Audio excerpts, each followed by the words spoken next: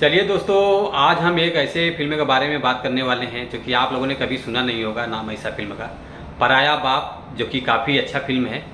तो आज हम इसी फिल्म के बारे में आप लोगों से बात करने वाले हैं इस वीडियो में। तो वीडियो को लास्ट तक देखते रहें, और जो लोग भोजपुरी वुड हंगामा चैनल को अभी तक सब्सक्राइब नहीं किए हैं वो लोग सब्सक्राइब कर लीजिए। चलिए वीडियो को शुरू करते हैं। नमस्कार दोस्तों, मैं हूँ सतीश। आज हम एक ऐसे फिल्म के बारे में बात कर रहे हैं। फिल्म का नाम है पराया बाप, जो कि इस फिल्म में काम किया है निधि मिश्रा जी हैं, यश कुमार जी हैं, जो कि काफ़ी अच्छा फिल्म है। स्टार कास्ट में वो लोग मेन भूमिका में नजर आने वाले हैं। साथ ही साथ में बहुत से अन्य कलाकार हैं, और इस फिल्म के निर्माता हैं यश कुमार जी इंटरटेनमेंट व निधि झा हैं। तो काफ़ी बवाल फिल्म है। फिल्म में तो ऑफिशियल ट्रेलर लॉन्च हो चुका है, काफ़ी अच्छा है। और बात कर लेते हैं, संगीत साजन मिश्रा जी हैं, गीत राजेश मिश्रा जी हैं, धर्म हिंदुस्तानी।